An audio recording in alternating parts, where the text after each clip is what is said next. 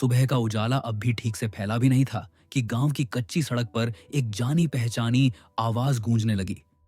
दिया ले लो, सस्ते दिए, आज के ताजा दिए। ये आवाज मोहन की थी।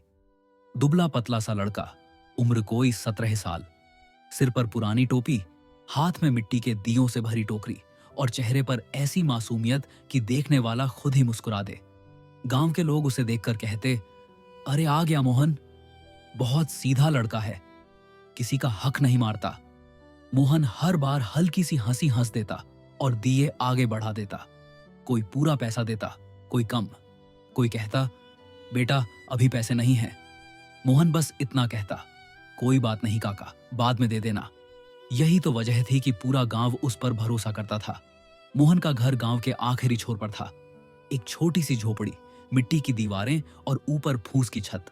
अंदर एक टूटी चारपाई पर उसका बाप लेटा रहता था। बीमारी ने उसकी कमर तोड़ दी थी, अब बस सांस चल रही थी। लोग कहते थे, बेचारा मोहन, मां चली गई, बाप बिस्तर पर, फिर भी इतना मेहनती। शाम को मोहन जब दिए बेचकर लौटता तो बाप पूछता, आज कितने बिके बेटा? मोहन कहता, ठीक ठाक बिक गए बाबू। और सच में दिए बिकते भी खूब थे, क्योंकि मोहन का नाम ही भरोसे का नाम बन गया था। पर उस भरोसे के पीछे एक छोटी सी बात थी जो किसी को नहीं पता थी, और शायद कोई जानना भी नहीं चाहता था। रात के समय जब पूरा गांव सो जाता, मोहन अपनी झोपड़ी के पीछे जाता। वहां एक पुराना टीन का डिब्बा गड़ा हुआ था। मोहन उसे निकालता, ढक्कन खोलता और अंदर रखे सफेद पाउडर को देखता। वह पाउडर सस्ता चूना था। मोहन उसे दियों की मिट्टी में थोड़ा सा मिलाने लगा था। दिए भारी लगते थे, ज्यादा मजबूत दिखते थे और दाम भी थोड़ा बढ़ जाता था। सब करते हैं, मोहन खुद से कहता, मैं कौन सा चोरी कर रहा हूं। धीरे धीरे यह आदत बन गई। एक दिन थोड़ा, फिर थोड़ा ज्यादा, और अब मोहन को खुद भी ठीक से याद नहीं था कि असली मिट्टी कितनी होती है और मिलावट कितनी। उसी दिन दोपहर को गांव के बाहर एक अजनबी आकर रुका। साधारण कपड़े पर आंखों में अजीब सी चमक। मोहन दिए बेचते हुए उसके पास पहुंचा। अजनबी बोला, पानी मिलेगा? मोहन बिना कुछ सोचे भागा, कुएं से पानी लाया। अजनबी ने पानी पिया और मोहन को ध्यान से देखा। नाम क्या है? मोहन। काम? दिए बेचता हूं। अजनबी ने एक दिया उठाया, उसे पलट पलट कर देखा, कुछ नहीं बोला, बस 2 सिक्के ज्यादा देकर आगे बढ़ गया।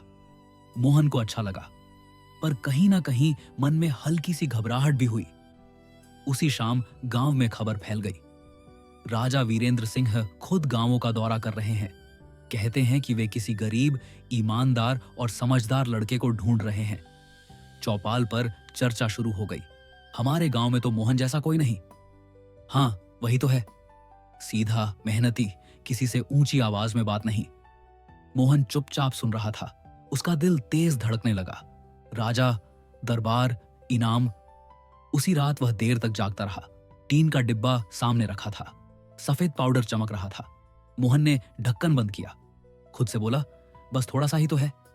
पर मन के किसी कोने में डर बैठ चुका था। अगली सुबह राजा के सिपाही गांव में आए। ढोल बजा, नाम पुकारे गए और आखिर में एक आवाज आई, मोहन, दिया बेचने वाला मोहन। पूरा गांव उसकी तरफ देखने लगा। मोहन के कदम जैसे जमीन से चिपक गए। उसने बाप की तरफ देखा। बाप ने बस इतना कहा, सच के साथ जाना बेटा। मोहन ने सिर हिलाया, पर सच अब उसके हाथ में नहीं था, और यहीं से उस गरीब लड़के की असली परीक्षा शुरू होने वाली थी। एक ऐसी परीक्षा जहां ताकत नहीं, सिर्फ दिमाग ही उसे बचा सकता था या पूरी तरह डुबो सकता था। मोहन को जब किले के अंदर ले जाया गया तो उसके पैरों की चाल धीमी पड़ गई।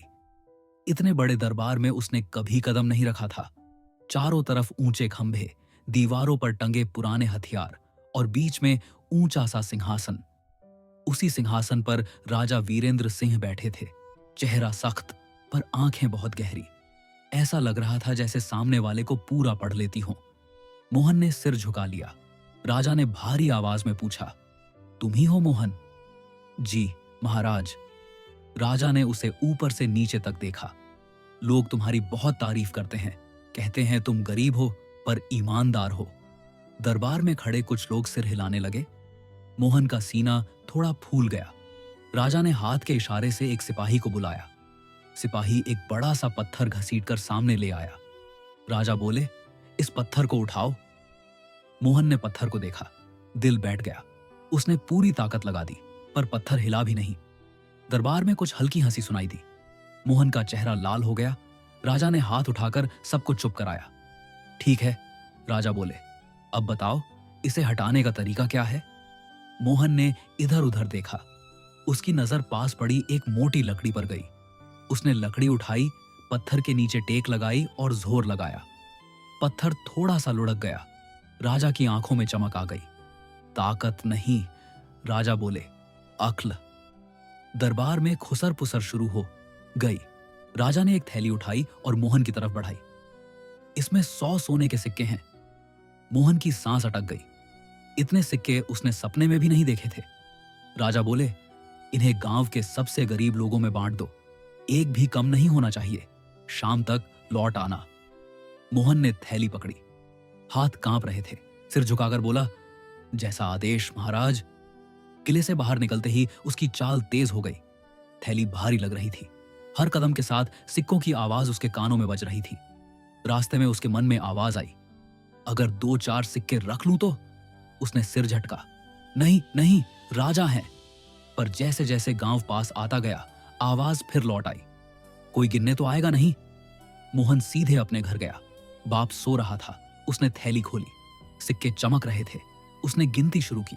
फिर अचानक 10 सिक्के अलग कर लिए। बस इतने ही, उसने खुद से कहा। मेहनत का हक है। उसने सिक्के कपड़े में बांधकर छुपा दिए। फिर वह गांव में घूम घूम कर सिक्के बांटने लगा। लोग रो पड़े। किसी ने हाथ जोड़ लिए, किसी ने मोहन को आशीर्वाद दिया। भगवान तुझे राजा बना दे। मोहन मुस्कुरा रहा था, पर अंदर कुछ चुभ रहा था। शाम को वह दरबार पहुंचा। राजा ने पूछा, सब बांट दिए? मोहन ने बिना आंख मिलाए कहा, जी महाराज। राजा कुछ देर उसे देखते रहे, फिर बोले, ठीक है। बस इतना ही। उस रात मोहन को नींद नहीं आई। 10 सिक्के बार बार याद आ रहे थे। वह करवट बदलता रहा। अगली सुबह फिर बुलावा आया। राजा ने कहा, गांव में अनाज की मिलावट की खबर है, तुम जांच करोगे? मोहन के पैरों तले जमीन खिसक गई, क्योंकि वही मिलावट वह खुद जानता था। कुछ हफ्ते पहले कुछ दुकानदारों ने उसे पैसे दिए थे और उसने आंखें बंद कर ली थीं। मोहन ने डरते हुए जांच शुरू की। वह दुकानों पर गया। दुकानदार उसे देखकर समझ गए। एक ने धीरे से कहा, कुछ बोलना मत, जैसा तय हुआ था। मोहन का दिल जोर से धड़कने लगा। उसने राजा को आधी सच्चाई बताई। कुछ नाम छुपा लिए। राजा ने ध्यान से सुना, कुछ नहीं बोले। बस इतना कहा, कल दरबार में सबके सामने फैसला होगा। रात को वही अजनबी फिर सामने आया। मोहन उसे पहचान नहीं पाया, पर आवाज वही थी। लालच जब शुरू होता है, अजनबी बोला, तो आदमी खुद को सबसे होशियार समझने लगता है। मोहन चुप रहा। अजनबी ने उसकी आंखों में देखा और चला गया। मोहन को पहली बार महसूस हुआ कि वह सिर्फ राजा की नहीं, खुद अपनी भी परीक्षा में फंस चुका है। अगली सुबह दरबार में क्या होगा, यह सोचकर उसका दिल बैठा जा रहा था। और उसे जरा भी अंदाजा नहीं था कि आज सिर्फ सवाल नहीं पूछे जाएंगे, बल्कि उसके हर झूठ का हिसाब भी खुलेगा। सुबह दरबार में भीड़ कुछ ज्यादा ही थी। गांव के बड़े, दुकानदार, मजदूर सब बुलाए गए थे। मोहन एक कोने में खड़ा था। चेहरा शांत रखने की कोशिश कर रहा था, पर अंदर ऐसा लग रहा था जैसे दिल बाहर निकल आएगा। राजा वीरेंद्र सिंह सिंहासन पर आए। पूरा दरबार चुप हो गया। राजा ने भारी आवाज में कहा, आज ताकत की नहीं, अक्ल की परीक्षा है। फिर उन्होंने इशारा किया। सिपाही 2 दुकानदारों को आगे ले आए। उनके चेहरे उतरे हुए थे। एक दुकानदार अचानक चिल्लाया, महाराज हमें छोड़ दीजिए, हमसे गलती हो गई। राजा ने आंखें तरेरी। गलती? दुकानदार ने कांपते हुए मोहन की तरफ देखा। हमें तो कहा गया था कि सब ठीक है। मोहन को सब पता था। पूरा दरबार सन्न रह गया। सबकी निगाहें मोहन पर टिक गईं। मोहन का गला सूख गया। उसने जल्दी से कहा, महाराज ये झूठ बोल रहे हैं। राजा ने हाथ उठाया। चुप, राजा बोले, सच धीरे धीरे बाहर आता है। फिर राजा ने एक और सिपाही को बुलाया। सिपाही ने एक छोटी थैली आगे रख दी। राजा ने मोहन से पूछा, पहली परीक्षा में तुम्हें कितने सिक्के दिए गए थे? मोहन बोला, 100 महाराज। राजा ने कहा, और बांटे कितने? मोहन ने बिना सोचे कहा, 100 ही। राजा ने इशारा किया। सिपाही ने थैली खोली। अंदर 10 सोने के सिक्के चमक रहे थे। दरबार में हलचल मच गई। किसी ने कहा, अरे ये तो वही लड़का था, इतना भरोसा किया था। मोहन के कानों में आवाजें गूंजने लगी। उसके पैर कांपने लगे। राजा बोले, ये सिक्के तुम्हारे घर से मिले हैं। मोहन की आंखों के सामने अंधेरा छा गया। वह घुटनों के बल बैठ गया। महाराज, गलती हो गई। राजा की आवाज ठंडी थी। गलती पहली बार होती है, दूसरी बार फैसला। राजा ने आगे कहा, अब अनाज की बात। एक एक करके गांव के लोग सामने आए। किसी ने कहा, हमने शिकायत की थी। किसी ने कहा, मोहन बोला था सब ठीक है। मोहन का झूठ एक एक करके खुलता गया। हर शब्द उसके सीने पर पत्थर बनकर गिर रहा था। तभी वही अजनबी सामने आया। अब वह साधारण आदमी नहीं लग रहा था। उसने सिर से कपड़ा हटाया। दरबार में फुसफुसाहट फैल गई। ये तो राजा के खास अधिकारी हैं। अजनबी बोला, महाराज, मैंने खुद इसे परखा, पानी की बात से लेकर सिक्कों तक। मोहन ने पहली बार उसकी आंखों में देखा। अब समझ आ गया था। राजा बोले, मोहन, तुम्हें ताकत से नहीं, अक्ल से मौका दिया गया था, पर तुमने अक्ल को लालच का गुलाम बना लिया। मोहन रोने लगा। महाराज, मजबूरी थी। राजा ने सख्ती से कहा, मजबूरी गरीब की होती है, लालच बेईमान की। पूरा दरबार शांत था। राजा खड़े हुए। अब फैसला सुनो। मोहन की सांस रुक गई। राजा बोले, तुम्हारी सजा जेल नहीं। मोहन ने राहत की सांस ली। राजा ने आगे कहा, तुम्हारी सजा है। दरबार में सन्नाटा और गहरा हो गया कि तुम उसी गांव में रहोगे, पर अब किसी का भरोसा तुम्हारे साथ नहीं रहेगा। राजा ने आदेश दिया, जो पैसा तुमने लिया वह 10 गुना वापस किया जाएगा, मेहनत से, और जब तक पूरा नहीं चुकाओगे। राजा ने एक पल रुककर कहा, तब तक हर सुबह तुम चौपाल पर खड़े होकर लोगों को अपनी गलती खुद बताओगे। मोहन फूट फूट कर रो पड़ा। उस दिन गांव ने पहली बार देखा कि सबसे बड़ी सजा डंडा नहीं होती, बल्कि टूटता हुआ भरोसा होती है। मोहन को लगा सब खत्म हो गया, पर असली दर्द तो अब शुरू होना था, क्योंकि अगले दिन जब वह चौपाल पर खड़ा हुआ और लोगों ने उसकी तरफ देखना भी छोड़ दिया, तभी उसे समझ आया कि ताकत हारने से कम अक्ल का गलत इस्तेमाल ज्यादा भारी पड़ता है। और अभी उसकी कहानी का आखिरी फैसला बाकी था। सुबह की हवा में ठंडक थी, लेकिन मोहन के भीतर जलन थी। चौपाल पर खड़ा होना अब उसकी रोज की आदत बन गई थी। गांव के लोग आते, उसे देखते, फिर नजर फेर लेते। कोई गाली नहीं देता था, कोई पत्थर नहीं मारता था, पर चुप्पी हर चोट से भारी थी।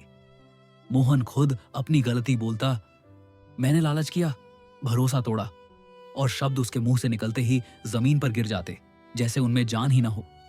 पहले हफ्ते उसके बाप ने कुछ नहीं कहा, बस चुपचाप सुनता रहा। फिर एक रात बोला, बेटा, ताकत नहीं थी तो कोई बात नहीं, पर अक्ल होते हुए भी गलत रास्ता चुना, यही दुख है।